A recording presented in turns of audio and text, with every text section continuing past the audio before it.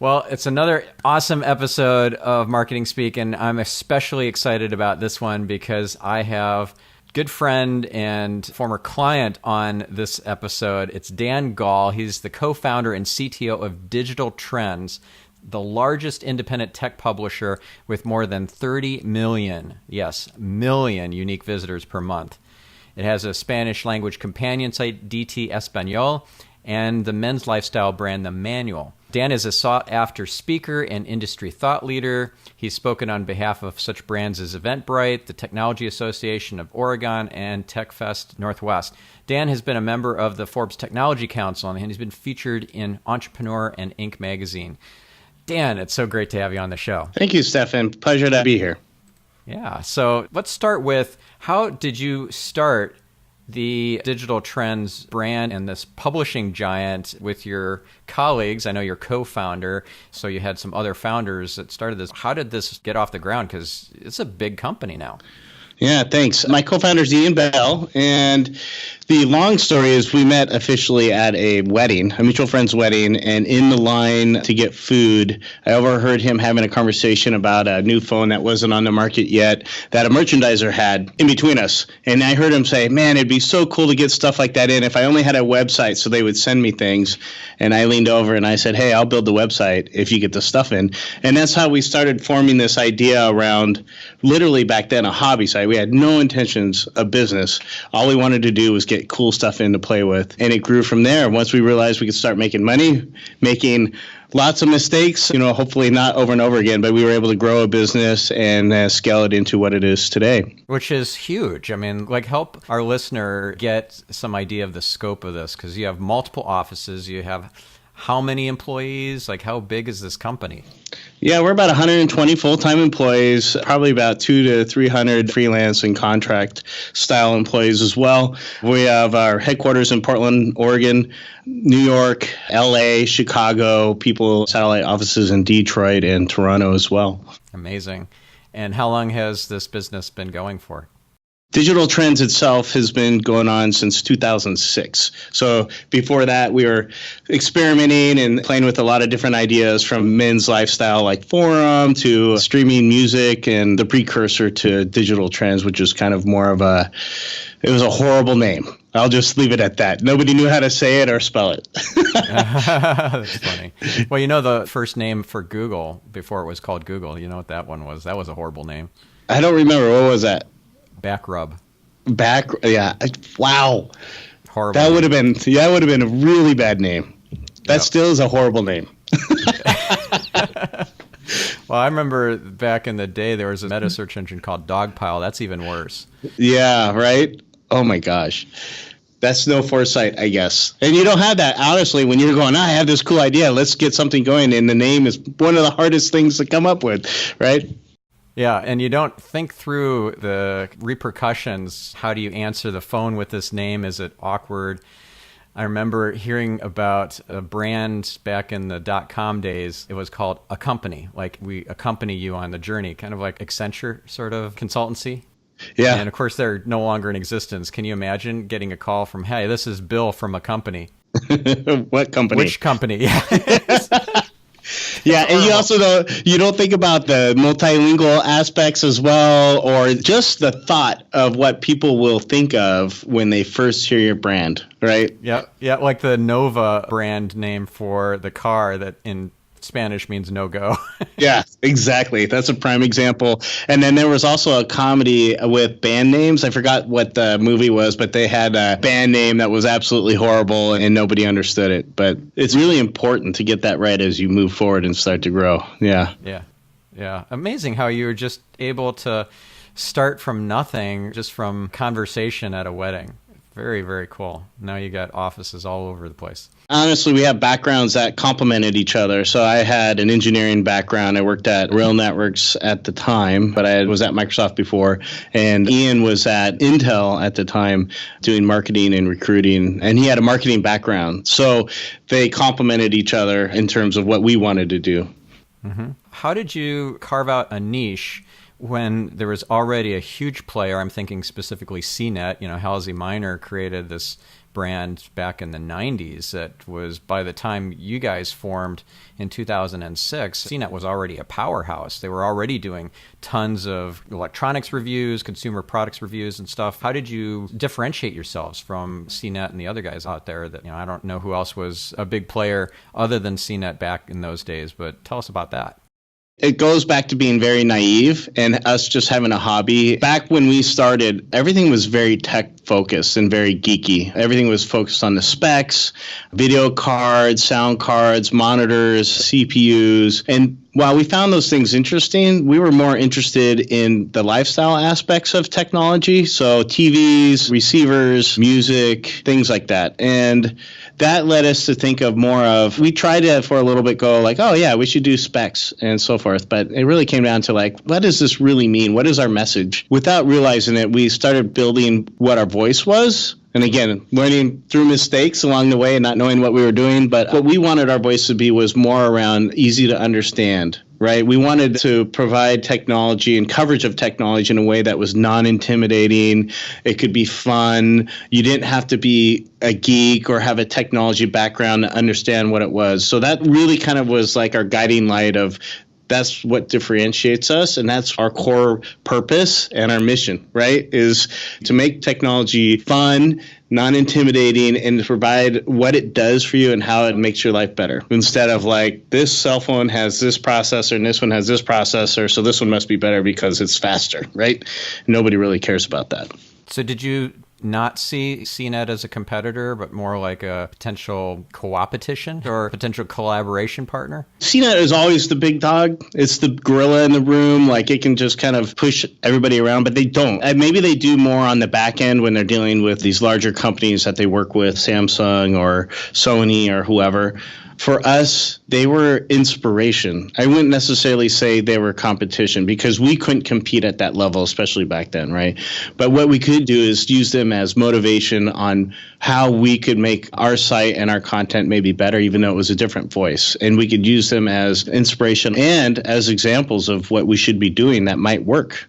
Versus the other sites that were maybe a little bit bigger than us, but they're still figuring it out as well, right? And there was plenty of those sites out there that don't exist today or maybe never grew, and they were kind of content on trying to carve their own path. And we were always like, we want to be this big media company. We want to learn from what everybody else is doing. And it wasn't just CNET. You had PC Mag and all those kind of older school publishers.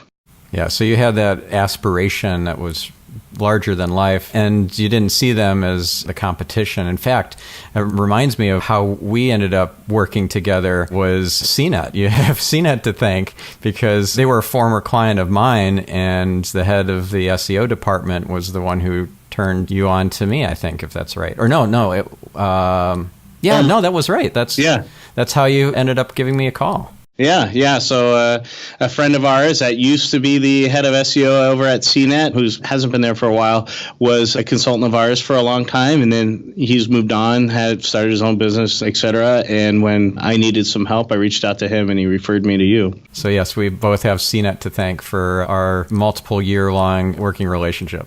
Pretty cool. The matchmaker. Yep, very cool. So let's talk about SEO and how you scale SEO across a really big website, multiple websites. I mean, it's not just digitaltrends.com, it's also DT Espanol and the manual, but the big dog is digitaltrends.com, which has how many pages? I think it's hundreds of thousands. I would say at least 100,000 pages. Yeah, for sure. But it was much bigger than that. And then you culled it down based on some of my advice. So I think you probably were many, many hundreds of thousands of pages before that culling. So how do you scale SEO across a really large website? Do you need to have an SEO team like CNET with dozens of staff? Do you need to have an agency? Do you need to have dedicated SEO resources? What's required? What's the secret to success for good SEO across a large-scale website? As you know, like especially back in the day, it was mysterious, just kind of like how it is now. Like, you know, you don't really know what hard things you need to be doing other than what you feel is right, along with guidelines, right? But if somebody wanted to create content nowadays, I think it's much easier to come up with a guideline and a strategy around this is how we're going to do it. We're going to make sure we're writing it for the reader first and foremost, right? And that we're going to provide quality and in-depth content that's answering questions that people might be, so like you can build out this whole guideline around how you're going to create content. It's much harder if you have existing content that maybe didn't follow those guidelines, and especially if you have a lot of it, because then you have to make harder decisions around what to do. So I do think that today, I don't necessarily think that if you're starting off, you need a whole SEO team. I think you just need to have a good SEO strategy and follow it and make sure that you have a team following it, right? As you grow, you definitely need somebody full-time to be watching what's happening in the news, in the forums around what changes are happening in the algorithm and different philosophies, looking for data around trends in searches and topics, and then also just monitoring your own content to make sure that people are following it and that things aren't breaking on the site. So that as you grow, that definitely becomes a much harder thing to do with somebody half-time maybe doing it. And for us, I would say we would need a team larger than what we need right now. We're definitely not at that stage where people can relax a little bit and take a breather. So we still need to grow. And I think as the content continues to grow and the editorial team continues to grow, we need to grow the SEO team with it. Right. And part of the success comes from not just spending money on great SEO tools, but having the skilled practitioners who are operating those tools, because an expensive tool doesn't pay for itself. It's only when you utilize it, you get actionable insights from all data that you get an ROI. 100%. You need people that can think. You can't just rely on something that gives you a list and tells you need to fix this. A prime example is like Lighthouse or any of those tools for on-page optimization. If you just read it and go, we need to optimize our images because it's got a low score of 30 out of 100, and here are all the images we need to optimize. You got to actually look at that and go, well, why is it complaining about these images? Are they hosted somewhere else? Are they hosted on our site? Are they lazy loaded? There's just all these other things that you need to take a look at. And I would say any tool, they're just starting points. They're starting points on possible action, but you have to be able to understand what they're trying to tell you to do and be able to think and have foresight and knowledge around what to do. Right. So once you have a great practitioner to operate the tools, then the tools come in and play an important role. And a lot of times there are tools out there that you just didn't know existed. You don't know what you don't know. And it's up to SEO consultant or expert to say, hey, you should get this tool. Yeah. So what would be some of the tools that I gave you the heads up on, or that you heard about from other means that became an important part of your tool set? Oh, there's so many, and they come and go. Obviously, some of the big ones, SEMrush, Ahrefs, Deep Crawl, but we've experimented with smaller ones, specifically ones that integrate into Google Sheets that maybe pull data out of Google Analytics. We're using Snowplow as a data platform because we don't play for Google 360 right now. It's just kind of too big of a cost for us. We have so much data that the sampling of it through normal analytics doesn't help us too much. So we have some advanced stuff that we're doing around that. But I would say, Search Metrics is another one that we use, we did a lot of testing of some other tools around the same as Search Metrics, and that worked best for us in terms of not just looking at content and how we might be able to optimize it from the editorial side, but also getting ideas around topics that might be good for us to cover within that content. I think I called in a favor or two, actually, with Search Metrics to get you special pricing, if I recall correctly. Yeah, I don't know if I'm supposed to talk about that. Yep. Yeah. They're been such great. A great tool set and great company, great people. Yeah, I totally agree. It was a great experience actually working with them with the onboarding, because they were willing to go above and beyond what our normal pay scale or grade for their subscription was, to kind of help us, especially during that time when we were having problems, right? And they were really eager to help us. So yeah, and they've got some really amazing, unique tools as part of their content experience suite. They've got the topic explorer and the content editor that are really unique and very powerful. You're not going to be able to replicate that same functionality other ways. You had that tool too for the toxic links one, which was, I think we stressed their app beyond belief, but I you have so many links, it's insane. Yes. But I think it was super beneficial to go through that exercise, even though the pathway to getting to whatever that list was a little bit painful, but I was happy to provide a stress test for them. Yeah, so that was Link Detox as part of the linkresearchtools.com suite. And yeah, they're great over there as well. I've had Christoph Kemper on this podcast talking about link building and link analysis. That was really great couple of episodes. We did a two-parter. We went so in depth. So linkresearchtools.com, that was another great tool that I introduced you to. I think every brand, every company should be doing a regular link detox analysis, whether they use Link Detox or another tool. I think Link Detox is probably the best tool out there for this, but if you just make it part of your regular health checkups to do a quarterly, minimally, at least quarterly link detox analysis to make sure you don't have toxic links, because you could end up getting targeted by a competitor, a rogue affiliate, just a hater, somebody who wants to see you suffer in the search results, and they target you with a negative SEO attack. I would also say, I don't think a lot of people think about this, but if you're looking at buying a domain or starting a new site, you should be looking at that before you purchase the domain as well, because there might be a lot of work in terms of cleanup on a domain that you didn't own before.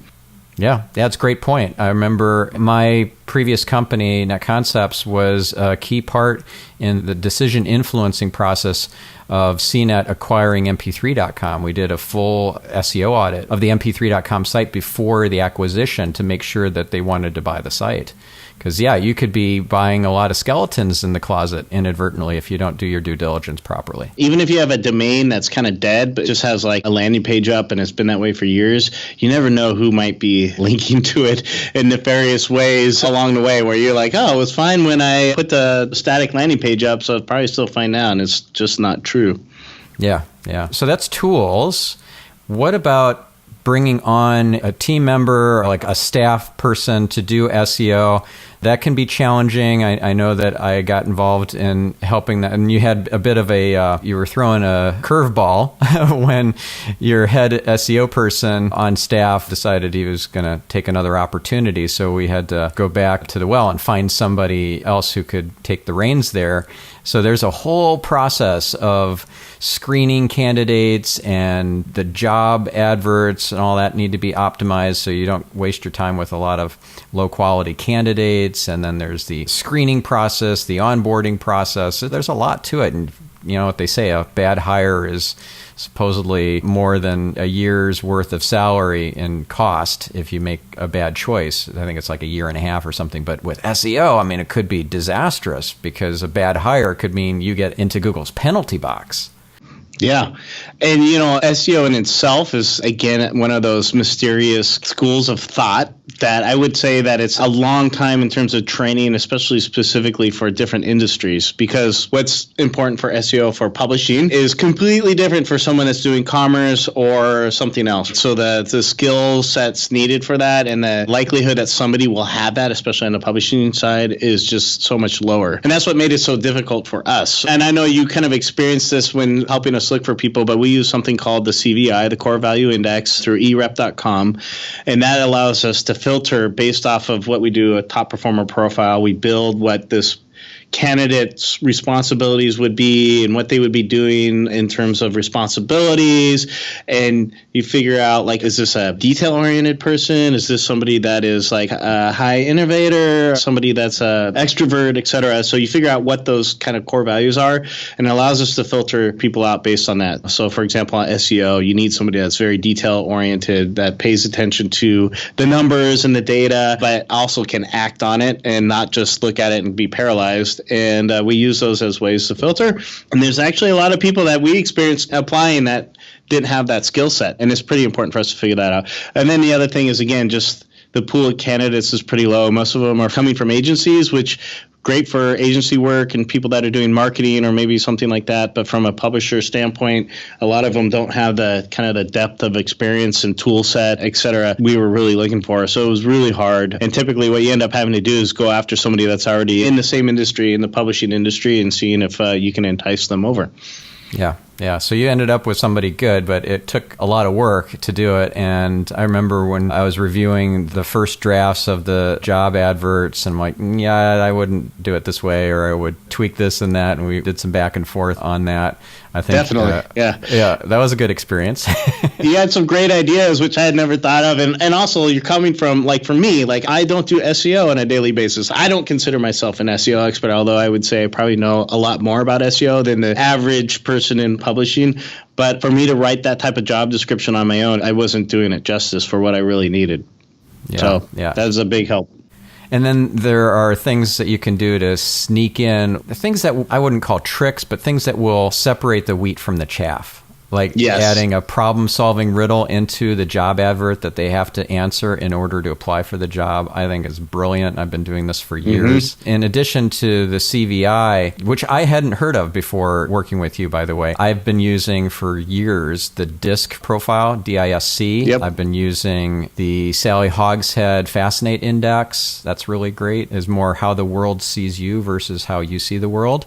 I've played with Predictive Index, PI as well, and Myers-Briggs, but I'm not as much a fan of those as I am of DISC. I have team members who come on board, do the values determination hierarchy. That's from Dr. John DeMartini, so that's another free one that you can do on their website, and then gives you a sense for the highest values of the candidates or the new hire, and you can then map their roles and responsibilities to those highest values.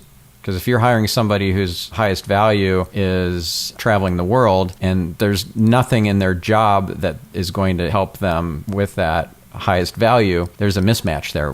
Let's say I bring on a virtual assistant and that person gets to learn some of my ninja techniques for getting the best travel deals anywhere. Like I know all sorts of hacks for getting great deals on Priceline, for example, that you wouldn't be able to get otherwise. And so working that into the job description be hugely valuable for somebody who's all about travel as one of their highest values. So you got to think through all this stuff as you're figuring out who you're going to bring on board. Oh, that was another thing too, is defining the roles, responsibilities, success metrics, and handoffs for the person that you're trying to hire. So roles and responsibilities, that's pretty easy, but most people are not thinking like these are the success metrics, and they're quantitative and they are very straightforward, and it allows everybody to know if you've crossed the finish line or not. And then the handoffs too, where you know that this is where my job ends and this is where the other person's job starts, so that you can not have this fuzzy, amorphous, forever increasing job function.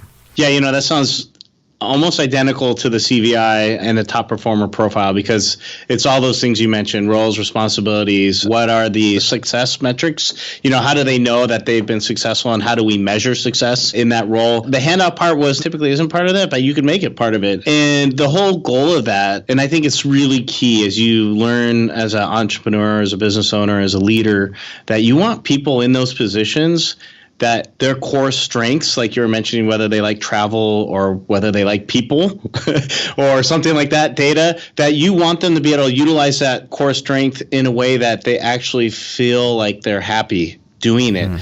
One of the best examples for me is the guy that owns zrep.com. He was a CPA by trade, went to school for finance, etc., was really good at it, but was miserable every single day. When he ran across the CVI and started building that business, realized his core values don't align with being a finance guy or a numbers guy. They align more around being an entrepreneur. Like, he was more extroverted. He only needed 30% of the information to make a decision. So he wasn't really data driven. And what he's doing now, he absolutely loves. And he could never go back and do accounting and finance, even though he's really good at it. Yeah, that's a great point. Yeah, it's true for anybody to be able to find their true calling. It's kind of like what they say, like you wake up and your job is something you enjoy doing every day. It's really hard for people to find that. But if you get aligned with that job to an employer through a CVI where they know you will be successful based off those core values, it's a win-win, right? Yeah. You accelerate and we get the benefit out of that. Now, does CVI include identifying your top strengths and how the cognitive part of your brain, that's what's addressed with Kolbe, Kolbe, that's the Kolbe assessment. Do you see a lot of overlap between those two tools and CVI, or not so much? I would, off the top of my head, I would say no. The core value index is who you are as a person. Another example is when you're driving down the freeway and then you 20 minutes later go, I don't remember the last 20 minutes. How did I get here? And your subconscious mind took over. That's what the CVI is all about. Like, you could take it now and then take it 5 years from now, and you're going to score at a 98 percentile the exact same score. Where a Myers-Briggs and Colby and all those things can be influenced based on what you work on personally, et cetera. So this is who you are as a person. Yeah, so that's a great point. I remember having potential key staff person. Well, I say potential because I actually did hire her, but it didn't work out. I had her take the Colby assessment, and a lot of the data that came back was, well, because you're in transition, I was couching all the answers and assessments around, like, you're in a transition time right now. So a lot of this stuff isn't probably in your core nature. What's the use of that? I need to know in her core what she gravitates towards. So anyways, it didn't end up working out. It was not a fit. So like several months later, she moved on. But I'm definitely wanting to know what is their core nature and is it a fit for my organization. I'm going to have to check out CVI. Now, let's say that you are interviewing candidates, and these candidates seem to know their stuff about SEO, and you're not sure because you're not an SEO expert. So do you bring in an SEO expert to do a second interview, perhaps? Well, I mean, I did that with you. So, like, I had you interview them as well, at least for me. And I think maybe I'm unique in this sense. I know other people in this space as well that either run agencies that are doing SEM and so forth. So I could pull them in to help me as well. And then, honestly, if you're hiring somebody, you need to have a base knowledge and also try to have that bulk BS filter around you and be able to actually, especially with SEO, again, really quiz them. Like, you can't take answers from the top level and not dig in and try to explore why, or throw in a scenario that may be unique that they don't know and see how they tackle it. Yeah, always ask for specific examples. That's one thing I learned a long time ago as one of the keys to interviewing. To be a good interviewer, you need to be inquisitive, curious, and never just take the short answer and move on. You've got to ask for specific examples. And once you're developing an opinion about the person, recognize that you're doing that and then ask for contrary evidence. Let's say you're formulating an opinion that this person is kind of fast and loose, kind of a renegade.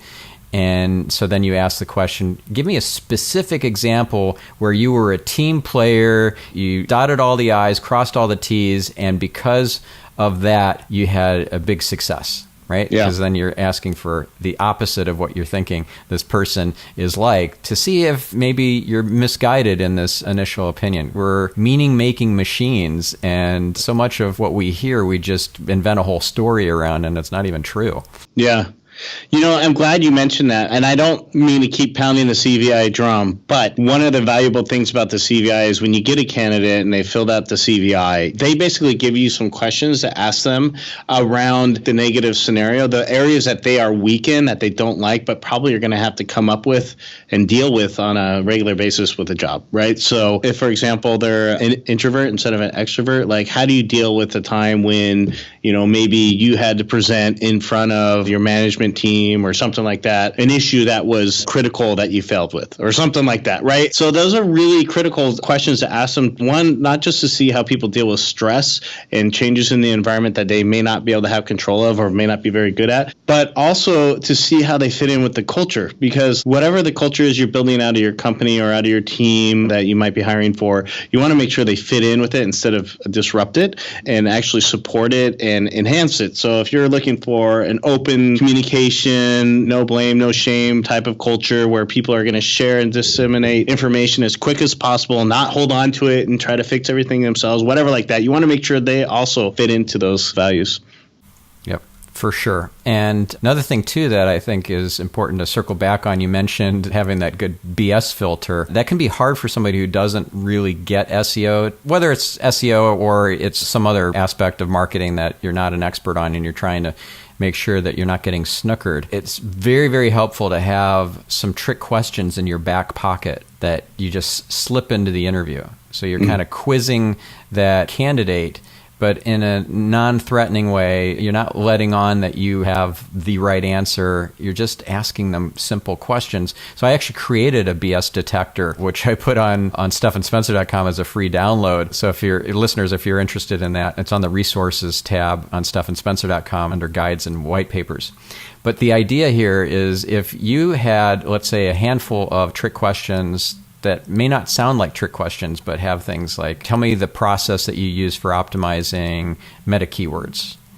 That's a trick question because there's no other right answer other than what? Why would you ever optimize or even think about meta keywords? Those Why never even put counted. meta keywords? Yeah. Exactly. They're never counted. And so if they said something to the effect of, well, they're not as important as they used to be, I wouldn't really focus a lot of time on them now, but back in the early days, they counted more with Google. All those are wrong answers because Google never counted them. So that's an example of a trick question. So you could have all these trick questions that you insert into the interview process, and you only know the right answer. Even though you're not an SEO expert, you've got the answers right there for you, and then you can kick them to the curb if they're not a fit, if they're snookering you. If you bring in somebody like myself to do a second interview with the candidates, then we can go even deeper, and you don't need to rely on a few trick questions. You could just ask open-ended questions like, tell me about what your favorite SEO tools are and why, and see what they say. And I remember interviewing a candidate. I don't know if it was for you or it was another client, but I was flabbergasted with the response, not by what he said initially, because he said Majestic was his favorite tool.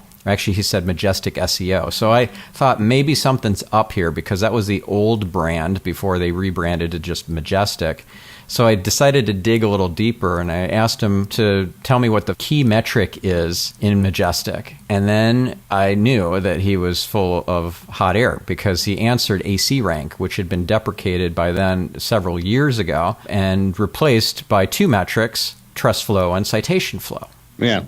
And he didn't know that. So clearly he hadn't been in the tool for years, and that was his very favorite SEO tool, the first on his list. So we wrapped up the interview pretty quickly because he was clearly full of something other than value. Somebody like me wouldn't know that, honestly. So that's where having somebody that you can kind of maybe lean on to ask those types of questions is really important. And again, like, I think you were invaluable in that. And obviously not everybody will have access to somebody like you. This is a question back to you, Stephan, is where can people find other SEO experts that are willing to provide a service like that won't also be poaching or looking to maybe like, oh, it's an opportunity for me to find people that could consult for me, right? Right. Yeah. So that's a big risk. When you're dealing with an SEO agency or bigger consultancy, they're always looking for staff, and they're going to want that person that they're talking to. And if they're already part of your funnel, though, if they're already in the consideration set, they're hopefully not going to poach your candidate. But if you give them the job of finding candidates, they're probably going to pick the best ones for themselves, I would imagine, if they're looking to bring on more staff. I would go with an individual SEO consultant and not somebody who's part of an agency. So that's a benefit of working with me because I don't have a big team now. I didn't reinvent another agency once I sold Net Concepts. So it's a very small boutique company, which, has its drawbacks because I can only take on a small number of clients at a time. But where would you go to find a really good SEO consultant, other than working with me? There's the Moz recommended list. So that's moz.com. They have some good folks on there, but there are agencies and individual consultants on that list. So you have to do your due diligence there as well and have your criteria set up. My daughter is an SEO expert as well. I trained her myself. So she's 27 years old. She's been doing it since she was 14. She started doing SEO back then. She's been on MSNBC as an expert talking about SEO. That was really cool. I'm very proud dad. I'll include a link in the show notes to that episode. But yeah, so there's some different places where you could go. So her name is Chloe. You're not working directly with me then. If you work with another consultant, recognize that there's a gradation or there's a spectrum of skills and and experience and so forth. So back when I was starting in the SEO space, I had to create a name for myself back in the late 90s. I started the agency in 95, but we were a web design and development firm, then an SEO firm. I mean, SEO really didn't exist back in 1995. So one way that I put myself on the map in those early days is I did a free audit, a free SEO audit for Target in exchange for a testimonial and use of their logo. So that ended up being kind of a secret weapon for me to be able to have them on my client list in exchange for doing a free audit, which was huge and comprehensive and super valuable to them. So if you're getting started in an industry and you're looking for a quick shortcut that is very powerful, that's a good one. I don't know if I told you that before. No. Yeah. That is a great way. I mean, like for me, like just dealing with different tech services that we're utilizing our platforms, one of my tools is, we're willing to be participants in a white paper or something like that will benefit them. Like, this is where we were at once we came on board and we worked with you. This is where we went, and that's how we got there. And it benefits them, and we usually get a benefit somehow too. Yeah, that reminds me of another idea that's kind of similar to the white paper angle. Is a lot of people will have heard of this idea of a press kit, but what about a reverse press kit? So this is a really cool idea. I have to dig up who I've heard it from so I can put it in the show notes. But a reverse press kit, I think I shared this idea with you, Dan. Imagine going to, let's say, CES with, instead of a press kit, like, hey, this is my electronics company and here's all the cool consumer electronics that we sell and here are all the stats and specs and so forth. Imagine if you are a website that publishes content like digital trends or whatever, and you do the opposite of a press kit where it's like, these are the kinds of brands that we want to talk to, that we want to feature. And here's why you would want to talk to us and not just CNET or some other brand or publisher that they will have already have heard of, New York Times or whatever. Here's the niche that we occupy. Here's what makes us different and important for you to spend time with us, maybe getting on our podcast or doing a live stream with us and so forth. So did I end up sharing that idea with you before?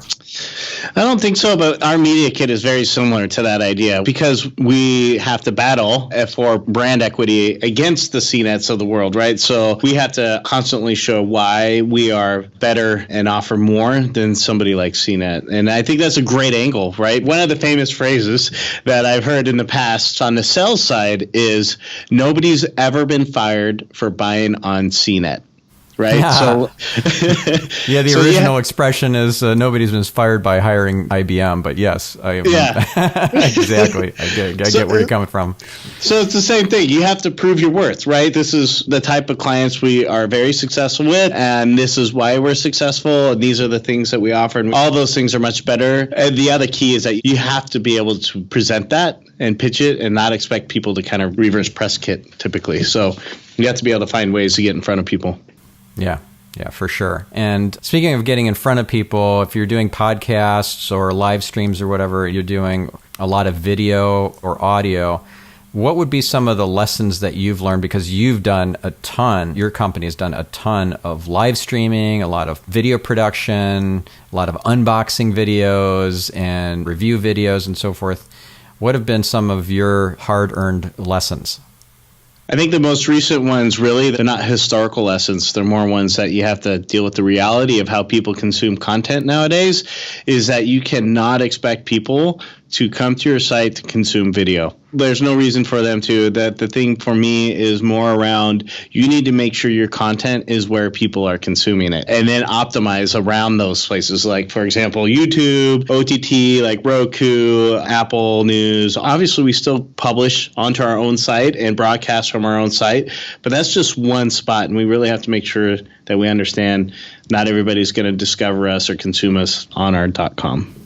Right. So what do you do to get more visibility on a big social/search site like YouTube? YouTube is the number 2 search engine. It's also a huge social network. A lot of people don't think of it as a social network, and a lot of people don't think of it as a search engine either, but it gets more search volume than Bing or Yahoo.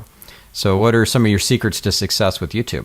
Well, I think it's very complex, specifically YouTube, because it's not just optimize the content and then hope that you rank well. You have to actually participate within the community. So you need like some type of community manager, or you need to be in there subscribing to the comments and responding back to people, interacting with whoever's watching your videos, posing. Like a great thing is pose questions to that audience, actually cut your video specifically for those platforms. So the video that we publish up on YouTube is going to be totally different than the video that we put onto DT, because we're editing it specifically for those platforms. And then obviously optimizing them, but optimizing them for YouTube. YouTube, again, is its own beast, and say like if you're up on a Roku channel or something like that. But you need to look at what people are searching for, making sure the proper tags are in place, the proper title, that you have links in the description to maybe whatever you happen to be talking about, all those common best practices for YouTube. But I think the key differentiator is making sure that you're interacting with your audience and giving them a reason to subscribe and come back. Yeah. I recently had a discussion with Daryl Eves, who's the founder of Vid Summit.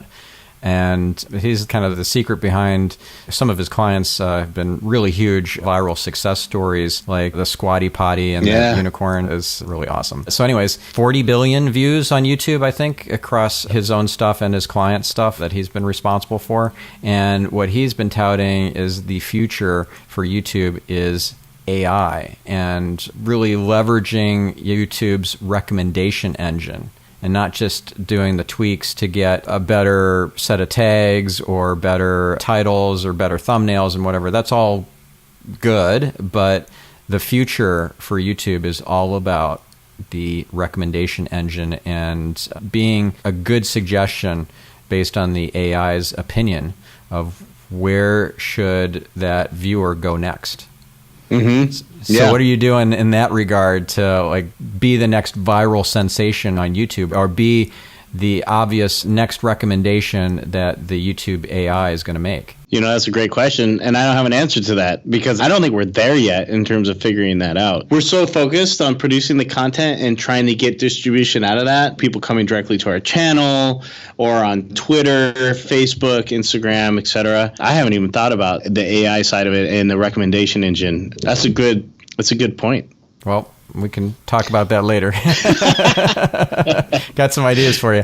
So Google News, that's a key part of your strategy because Google News is important for publishers still. It's not just about Google web search. What are some of the important nuances for our listeners to understand about Google News? First off, don't push stuff that is not news. So, for example, we do reviews and guides and things like that. We have to make sure that that stuff is not getting pushed to Google News. It doesn't serve the same purpose, and I think it'll hurt you, and that stuff definitely will not rank. But the main thing with Google News being timely, making sure that whatever you're writing about is actually happening at that moment instead of like a day or 2 days or 3 days later. It has to be relevant, and it has to be quality, pushing things that actually are trending and meaningful for people. Those are the core things: quality, timely, and relevant. Right. So how do you find the stuff that's going to be trending or the hot new thing before everybody else has already covered it? Do you use certain tools like BuzzSumo? Do you just go to the trending hashtags on Twitter? Like, how do you know what's hot?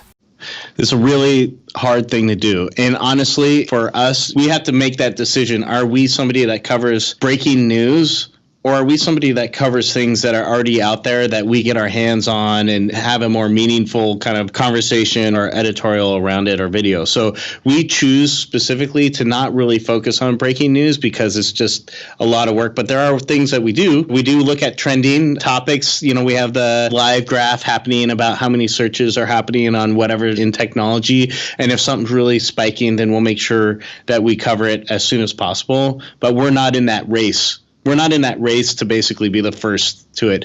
But there are opportunities where we get that, which is mainly because of our relationship with manufacturers and other people that are creating what we're writing about, where they might give us a first peek or an embargo piece on something like that. But usually those are not the things that are breaking news. They're not the things that are exciting and relevant. And a good example is maybe like the Dragon capsule blowing up the other day. We're not trying to be the first person to write about that, but we will cover it.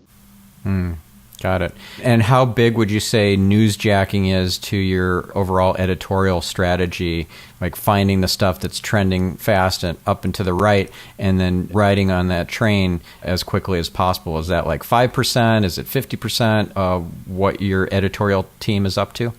Most of the news stuff we outsource. Like, we're not having our internal team work on. I would say it's probably under 10%. Most of our stuff is really about how we help people make purchasing decisions, like what products are great, which ones aren't, how to use certain things, what certain technology is all about, like 4K versus 8K, things like that. So we don't really focus on the newsjacking side, but it doesn't mean that every now and then we don't have something that spikes up, and we will have that. It's just more of like, oh, this is awesome. I would love to do more of that, but we can't kid ourselves. And this kind of goes back to CNET versus us or everybody else. We have to embrace who we are and what we know we do really well and let other people deal with that. Yeah. Well, one thing you've been more doubling down on lately is the live video, and we're videoing this episode, and you have a whole studio with professional equipment and multiple camera angles and production team and everything. So what's the target destination usually for live stream video? Is it you're live streaming onto Facebook Live, YouTube Live? So Twitter has, what's their platform called? Begins with a P. I don't know the name of the platform. It just escaped me. But there are lots of options. It's yes to all of them. So our whole thing is trying to make sure we're live streaming to everywhere we can that people will want to consume us. So we have Twitch. Oh, Periscope. Periscope. We actually are live streaming to Twitter. I don't know if it's through Periscope or not, but it's Twitter, Facebook, YouTube, our own site, Twitch, etc. So we try to put it out. And then after the live stream's done, we do about an hour and a half a day right now in the morning of live stream. We segment it out into different segments, basically, and re-push that out for on demand. That's cool. That's really, really innovative. There are not a lot of companies that are doing what you're doing with regards to all the live streaming. Yeah, so if you're live streaming to Twitter, that is Periscope. Cool. Mm-hmm. Yeah. Awesome. Well, I think we're out of time. Is there something that I should have asked you, but I didn't? Oh, man. Well, I mean, we've learned a lot around optimizations, and there's always kind of like that stuff, and especially with the new Lighthouse stuff coming out, which is totally different than the old page speed, Google page speed. I mean, there's a small conversation around that, which is for us, some of the things we've had to learn with are really around optimizing for first byte and making sure that we are as light and only loading the critical things first and asyncing everything else. Those are page speed and page load times are so critical for us. And actually the other thing, which is you kind of hit on it before, but making sure that your old content that isn't relevant or maybe it's thin or breaking Google rules, making sure that you scrub that stuff on a regular basis, because time and time again, we've been hurt by that. We get lazy and we're like, oh, we're doing great. And then wham, we get hit by something, and it usually turns out it's due to quality issues because of old content that we haven't taken care of. Right. Old content that's become obsolete because it was ephemeral at the time, newsworthy at the moment, but nobody would ever go back and want to read that article a year later. Exactly. And usually not in depth. Because a lot of that stuff is kind of like, 350 words, 400 words, because it's something that just happened that's more to come, or an announcement of some kind or something like that. Yeah. Yes. Breaking news, and then 3 paragraphs. That's it.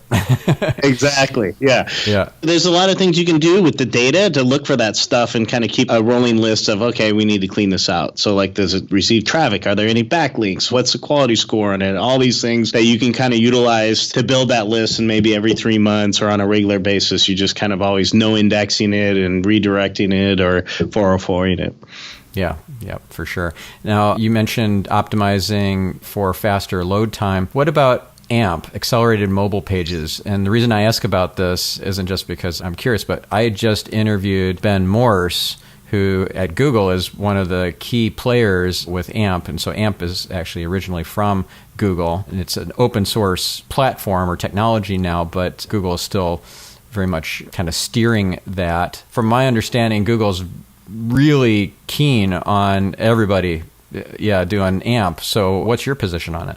AMP is a pain in our butt. honestly.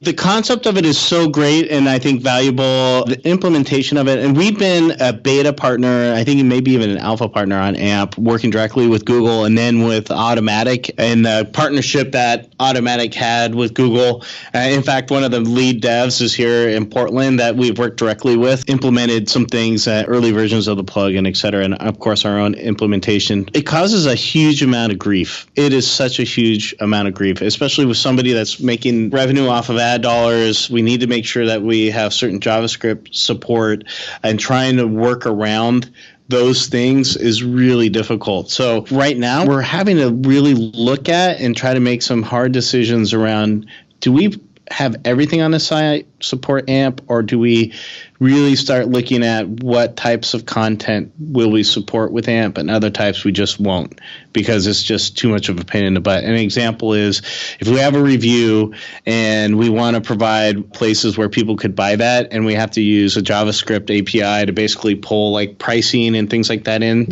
it's nearly impossible to do that on an AMP page. So we have to find other workarounds and hacks. And what ends up happening is we get a ton of errors in Google Search Console based on all these things happening that we're having to do workarounds on. So then we have to go back and make fixes for specific pieces of content. And then, as you can imagine, if you have hundreds of thousands of pieces of content, it becomes really out of control real quick. Yeah. Okay. So I'm working on going native AMP with my website, stephanspencer.com, and that's coming soon here, but I get it that there's a lot of technical hurdles, challenges, especially if you're ad revenue focused and got a lot of JavaScript and fancy tech behind the scenes. It can be very limiting to work with AMP. So this has been a fabulous, really informative, exciting interview. Thank you so much, Dan, for taking the time to share your experiences, your expertise, your wisdom with my audience. If they wanted to follow you or learn more, where should we send them to? Maybe your Twitter, or where would you like them to go? So all my handles are just Dan Gaul, DANGAUL, at all those platforms. So Twitter, Facebook, Instagram, etc. Awesome. All right. Very cool. Dan's been really a joy to work with. I think we worked together for, a couple of years? Yeah. Yep. Yeah, it's been a fun ride. So thank you so much, Dan. Thank you, listeners. We'll catch you on the next episode. In the meantime, have a fantastic week. Thank you very much.